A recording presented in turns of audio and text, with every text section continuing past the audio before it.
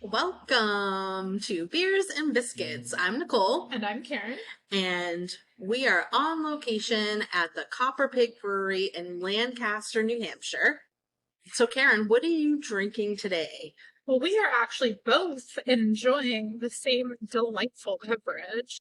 And I'm going to try to get this right. It is their summer cider series, and it's called Hits the Mark, and it is their pomegranate version. We were speaking with the owner and the head brewer, and he is coming out with all kinds of different ciders this summer. And this one, it does hit the mark. It is very yummy. Make sure you grab yourself a beverage, give your dog a biscuit, and enjoy the show.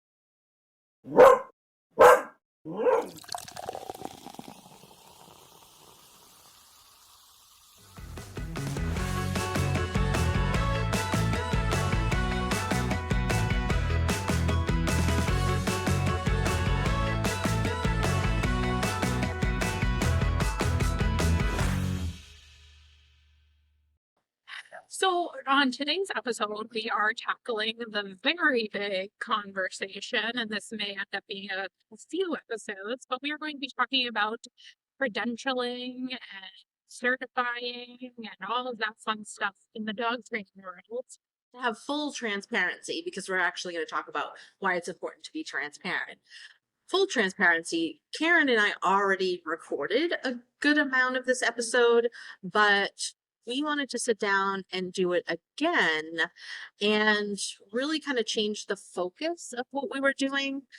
We kind of got lost in the weeds a little bit ourselves, even, having been in this industry for quite a long time between us, really taking a look at everything that goes into what would be considered, you know, having good credentials or having adequate credentials, or, what to look for or what trainers themselves can do. We kind of got lost in the weeds. And what we really wanted to do was bring that back and reel it in a little bit and really put the focus on the owners and what the owners can look for when they're looking for a trainer. Like you said, you can get so lost in the weeds and it can be so confusing and overwhelming. And then I think for owners, what tends to then happen is they just go, well, I'll listen to my neighbor. So we want to make it as clear as we possibly can. Right, absolutely.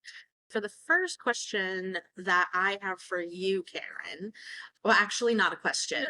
First, I would like to say congratulations. Thank you. Because you actually did just finish a credential. Yes. So, why don't you tell us a little bit about how that feels? It feels wonderful and also at the same time a little nerve-wracking. And I'm very honored to hold this credential now, and it is a certified dog behavior consultant. And in the spirit of transparency, I had to try twice. I did not get it on the first go round, and that's okay. But I'm honored to hold that credential. Congratulations. I'm very proud of you for doing Thank that. you. I actually never pursued that, the CDBC or Certified Dog Behavior Consultant. It just seemed like a very daunting process to me that I just was like, I'm good. I'm good with it. So then with the certifications that you do hold, why was it important for you to go after me? Good question. So I actually didn't pursue any certifications for a very, I wouldn't say any certifications for a very long time. Of course, I did have certifications and, things here and there. But in terms of, an accredited, credentialed dog training program, I just couldn't justify it in the beginning, right? So, I had helped quite a few trainers study for their CPDT exam. And at the time, I just was kind of the mindset that my work will speak for itself, right? My education will speak for itself. If anybody wanted to know why I thought I was qualified to do XYZ, then I would have that conversation with them. This is my education. This is my experience. These are the certificates that I do hold, continuing education that I do hold. And so I never really felt the need to pursue an actual credential at that time. What happened was, over the past half a dozen years, maybe a little bit longer, the rise of the rise of the Insta famous trainer, right?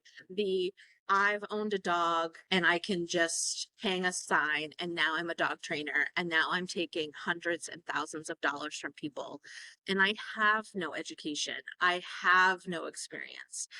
The more I saw how easy it was for that to happen, the more I thought it was so important to pursue an actual credential. The more I saw that it was so easy for anybody to just call themselves a professional, the more important I thought it was to actually bite the bullet and do it and put those letters behind my name. And I think too with that, like the other thing to remind people about is that even though we have all these credentials and certifications and accreditations, it's still not a regulated field. So that's why this conversation is so important. So we can establish what the difference is, what a certified dog trainer is and a credentialed. And so maybe you can break down that a little bit more, the difference between. So that's really important too for people to understand.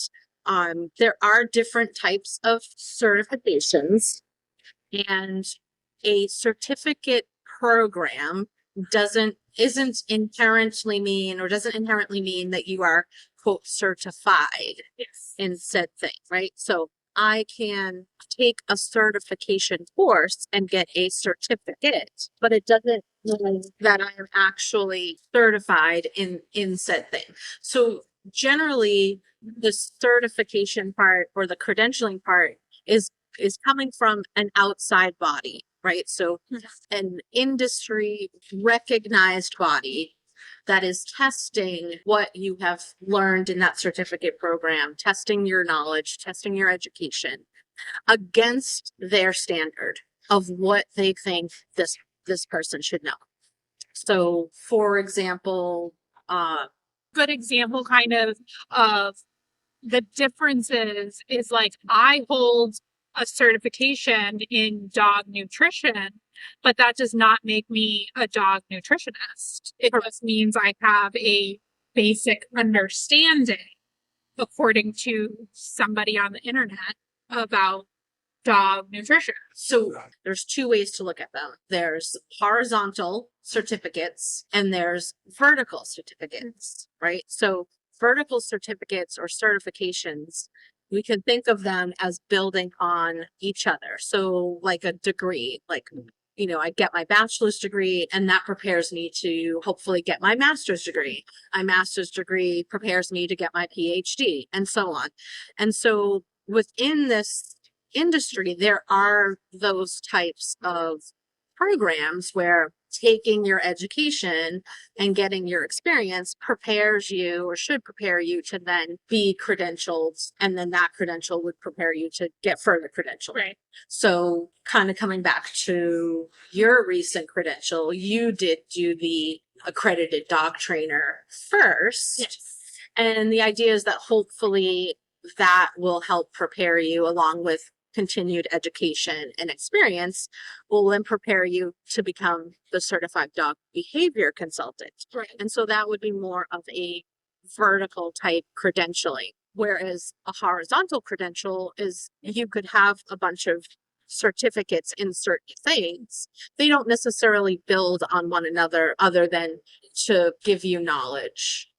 So you could have your nutrition one and then you have enrichment. The other thing too is what we were talking about earlier with your most recent certification, conservation. Forgive me, I forget the proper name. Conservation detection. Yes. Yes. Yes. So, like you were saying, that is a certification, but it doesn't make you a certified canine conservation handler. Correct. So it's you have to be aware of what people are putting out there, because unfortunately I could just go onto my website and I could say I'm a canine nutritionist when I am in fact not. And that's why we need to have this clarification and hopefully one day some regulation. Right. Yeah, so it's important for owners to know that a certificate or even a certificate program does not inherently imply that the person is quote certified. Correct. Right. So I think that's something that's really a big issue that I see nowadays, that we do see that a lot, right? So we'll say, oh, I'm a certified dog trainer. Okay, well, you took a certificate class and you got a certificate and you can hang it on your wall, but there's more to it than that. And so hopefully with this episode, if we can get through it, we want to help owners and give owners things to look for beyond somebody just saying that they're certified. Because like you said, if the industry isn't regulated, and it's not, and anybody that just takes a course or takes a certificate course can say they are quote certified, then it really is, we need to look beyond that. And we need to look at more than just that. So in that breath, then, what are some either organizations or programs, or what are some things that owners could look for when they're searching for a dog trainer or a behaviorist? So for me, I think it really comes down to how they feel, right? You have to be really honest with yourself as an owner, and you have to be okay with doing the due diligence that is necessary. And it is sad, really, that we have to put the onus back on owners, right? That we can't just sit here and tell you that everybody is transparent and everybody is operating from an ethical standpoint. It just isn't the case. Right. So when you are hiring or looking to hire a trainer, you really have to go into it and you have to be okay with putting in the work and finding somebody. So what can they look for then? What are some things that they should on a website or on Right. whatever platform, what should they look for? I think first and foremost should be is what this person says, either on social media or the information in their website. Does that align with your values? Right? Structure, structure, structure. Your dog has to earn every single thing, and then that's not going to be a good fit for you. Right. That was a way segue. So we'll just cut that whole piece because that was really far off the mark there. Okay, so you asked me what can people look for? Yeah. Okay. But I think that was also a good point. Yeah, sorry. So I think there are some specific things that people should look for. And I think the biggest two of them are going to be the language that is used on websites or in social media, and the body language of the dogs, right? Yes. And I know you said, the body language is a whole topic in and of itself Oh, big that, we definitely want to bring on other people to talk about that. But just cursory about body language, if you are looking at the dogs on this person's website, on this person's social media, and the dogs do not look happy and they do not look like how you want your dog to look, I don't care about the results. Yeah. I don't care about what this person says they can do or, what they can fix if ultimately the dogs don't look happy. Yeah. Because what is the point of you getting the perfect heel if your dog is miserable? Say that a little bit louder. Okay. Look past the finished product, right? Because most of the time people are going to show you the finished product, right? So you'll see videos of this dog, reacting and, being out of control. And then you'll see videos of this dog in a perfect heel. And that's well and good. well and good, fine, more power to you. However, does that dog look happy? And how did they get there? And how did they get there? Right. Yeah. I think a big thing for me is, and I'm not trying to claim that I'm the standard because I'm not, but like you've got to be transparent. You've got to show the mistakes or the mishaps that happen. And if all you're seeing on their website or on social media is the rainbows and sunshine and all the good stuff, then to me that kind of goes, all right, what's going on? What are they really doing? But I do think that's also a double-edged sword, though. Yes, right? Because absolutely. it also, all you're seeing is dogs losing their shit Yes. all the time. To me, that is a huge red flag, right? 100%. Yeah. Because as a trainer and a behavior professional, I want to mitigate those reactions. Might they, every now and then occur? Of course. Am I going to set it up so I can record it and get it on film and make a reel out of it? No, I sure as hell am not, because my job is there to mitigate those reactions in the first place. And I feel like this could be like an even bigger conversation than this episode, but that is such an amazing point you just made, that like we don't need to see the behavior to fix it. Right. And unfortunately, there are trainers out there that make that part of their work campaign to get clients to, they show the bad and then immediately the good. So you've got to unfortunately find, like you said, you got to do the due diligence. Right. And I wish it wasn't that way. Right. Yeah. I wish it was a lot easier for owners. So take a really discerning look at what is being displayed, right? And you want to also take a look at the language that's being used. Is the language being used by this person, by this trainer? Is it outdated? Yeah. Right? So if you have a trainer that's still talking about alpha, dominance, pack mentality, are they using outdated language like commands versus a cue, right? So if you were immediately looking or reading through somebody's website and their, commands, obedience, structure, control, those are not rooted in any modern understanding, any evidence-based understanding of how dogs learn and therefore can be taught. So to me, that would be a flag for me.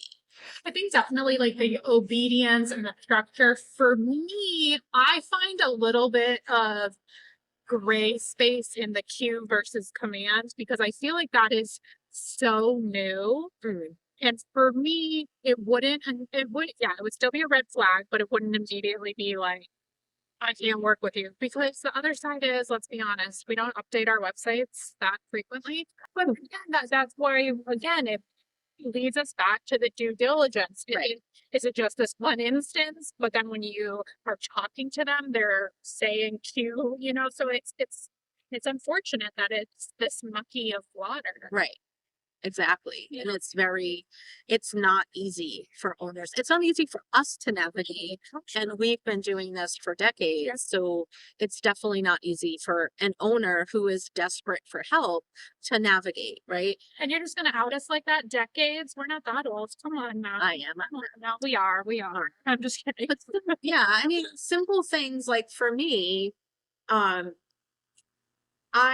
coming from my background, it's really hard for me to get away from the term obedience. Like I have to make a conscious effort to not refer to what I'm teaching as obedience, right? And it really took a shift in mindset to understand that if I say a dog has obedience or doesn't have obedience, meaning they're disobedient, right? That takes on a whole different meaning than if I say they have skills or they're unskilled.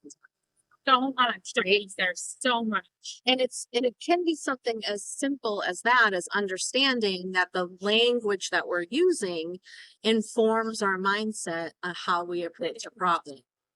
And so definitely looking at how we think about things, right? And so looking through somebody's website, is there one instance, or are they just, referring to obedience as, and you can tell or you can infer that they're meaning skills, fine, then let's look a little further. But if it's, all all and right structure. if it's, your dog lacks structure, is your dog being stubborn and they just need more structure? Because let's just get this right out of the way. A place cue doesn't fix shit.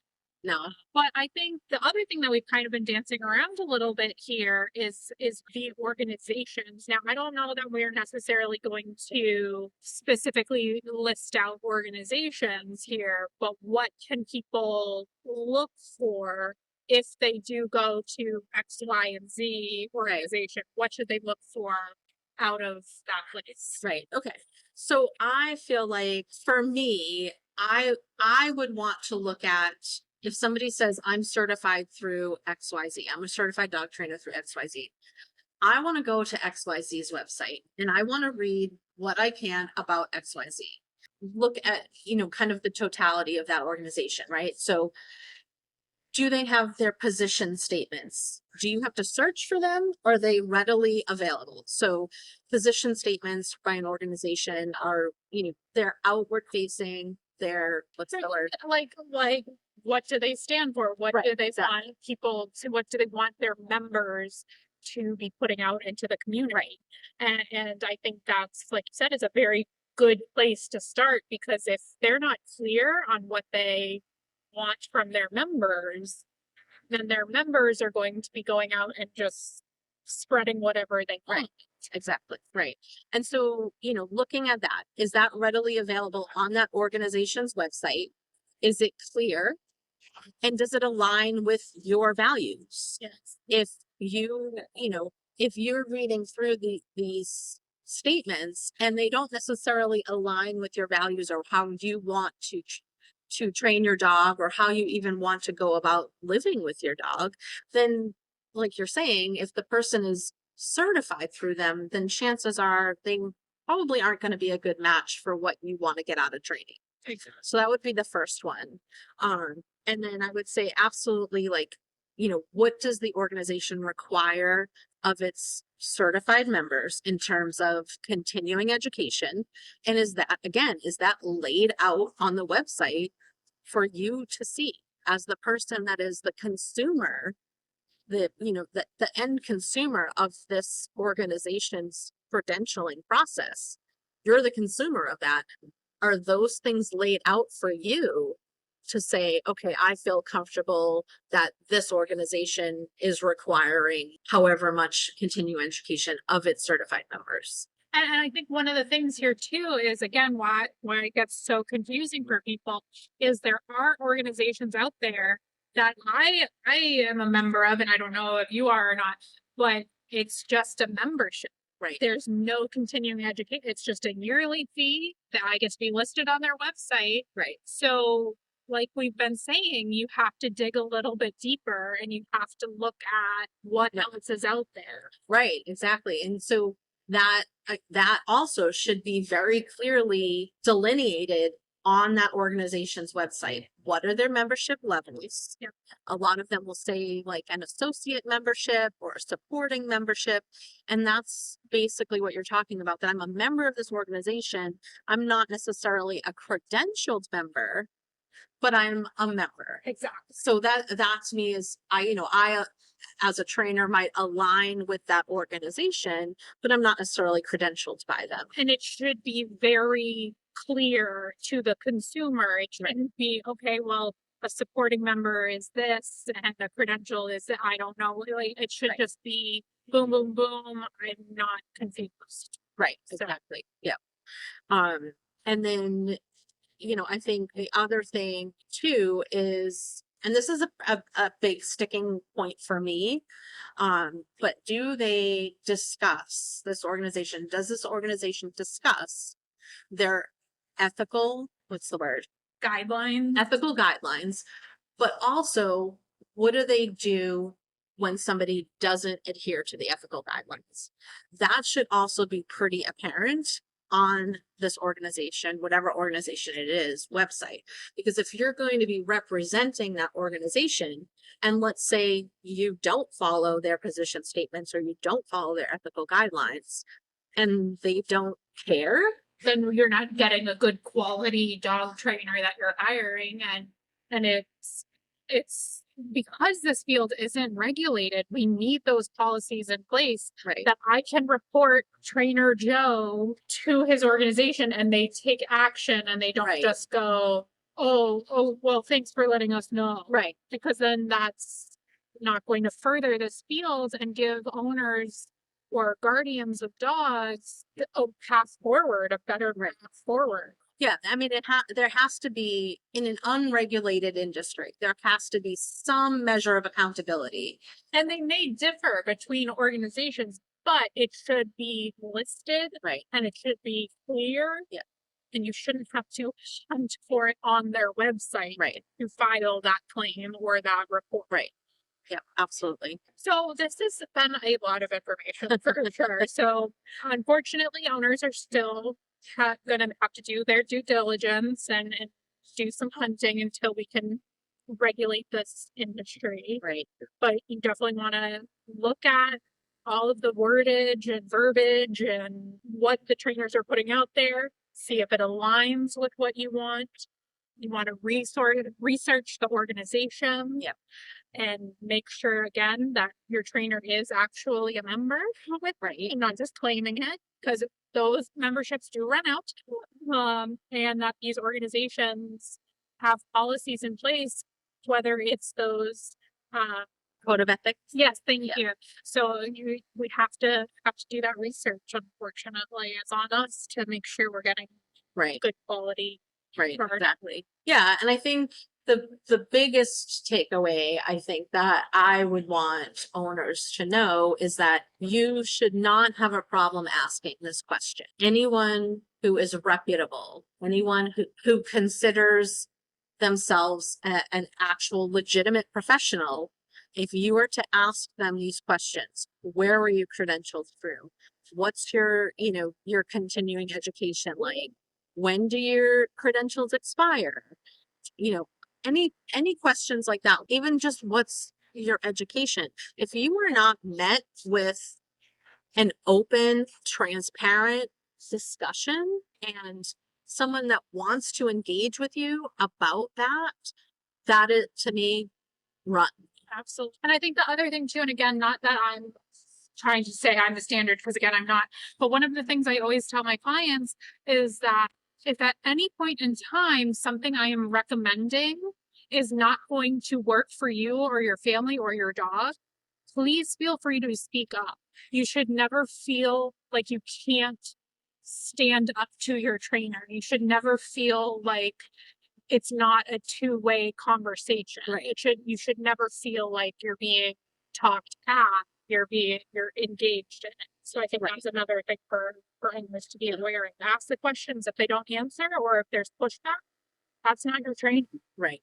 Hope that this maybe starts to clear up some of the murky water. I do know that we are going to have a special guest join us and talk a little bit more about her experience from just a dog guardian to an actual certified dog trainer. So hopefully that'll give you a little bit more insight as well.